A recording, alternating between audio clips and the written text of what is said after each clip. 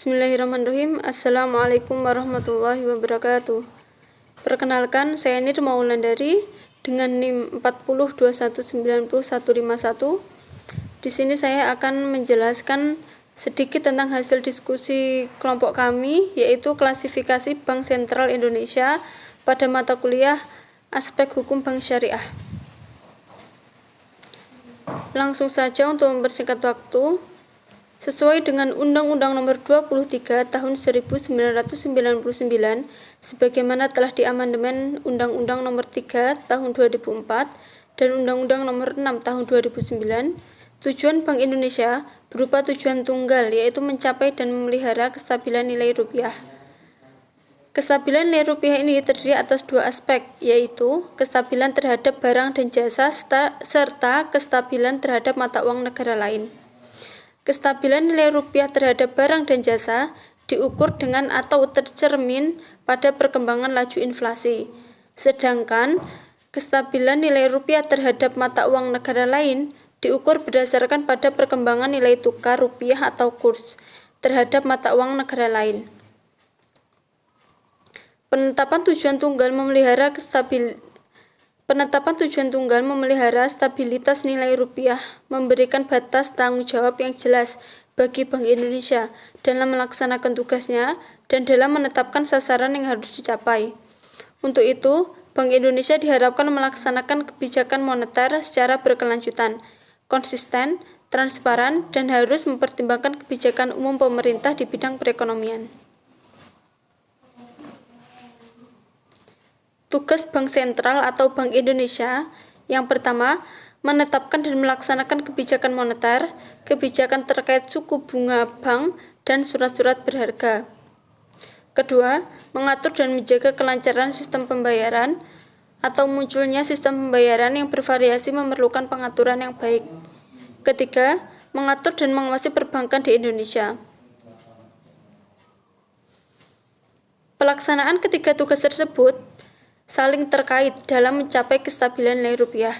Tugas penetapan dan melaksanakan kebijakan moneter memerlukan dukungan sistem pembayaran yang efisien, cepat, aman, dan andal, di mana waktu untuk mewujudkan sistem pembayaran tersebut memerlukan sistem perbankan yang sehat, dan selanjutnya sistem perbankan yang sehat akan mendukung pengendalian moneter mengingat pelaksanaan kebijakan moneter terutama dilakukan melalui sistem perbankan.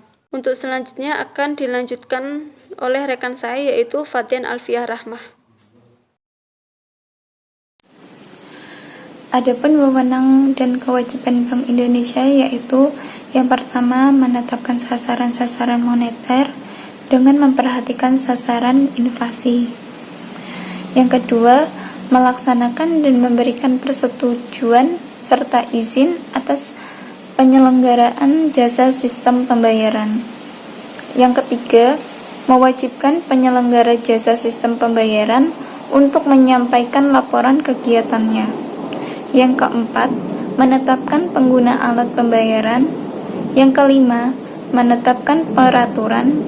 Yang keenam, memberikan dan mencabut izin atas kelembagaan dan kegiatan usaha tertentu dari bank. Yang ketujuh, mengawasi bank secara individual maupun sebagai sistem perbankan. Yang kedelapan, menetapkan sanksi terhadap bank sesuai dengan peraturan perundang-undangan yang telah berlaku.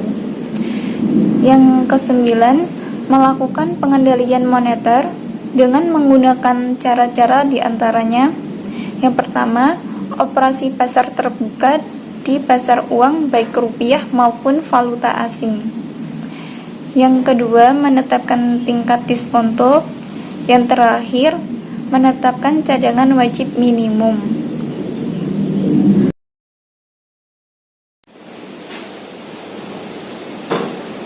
Selanjutnya yaitu fungsi bank. Yang pertama, sebagai agen fiskal pemerintah atau fiscal agent of government, di mana Bank Sentral berfungsi sebagai penasihat dan memberikan bantuan untuk mengelola berbagai masalah transaksi keuangan pemerintah. Misalnya, memberi pinjaman kepada pemerintah dan memberikan fasilitas untuk penyimpanan aset-aset keuangan milik pemerintah. Kedua, sebagai bank bagi bank. Bank sentral memiliki peran khusus dalam sistem moneter, yaitu sebagai sumber peminjaman bagi bank-bank dan menjadi sumber terakhir bagi bank-bank tersebut dalam mendapatkan pinjaman ketika bank yang bersangkutan mengalami kesulitan likuiditas atau lender of the last resort. Yang ketiga, sebagai penentu kebijakan moneter atau monetary policy maker. Untuk menjalani fungsinya, bank sentral umumnya memiliki sifat monopoli untuk mengeluarkan uang dan memiliki wewenang istimewa untuk mengatur dan mengendalikan jumlah uang beredar serta tingkat suku bunga. Yang keempat, melakukan riset ekonomi atau economy research, di mana bank sentral berperan sebagai lembaga untuk melakukan riset ekonomi yang berkaitan dengan masalah dan perkembangan sektor moneter. Hal ini berkaitan dengan tujuan bank sentral, yaitu mencapai dan memelihara kestabilitasan nilai rupiah.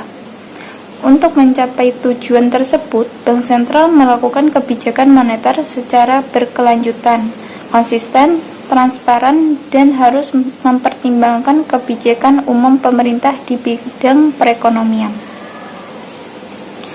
Sekian presentasi dari kelompok kami, kurang lebihnya mohon maaf. Assalamualaikum warahmatullahi wabarakatuh.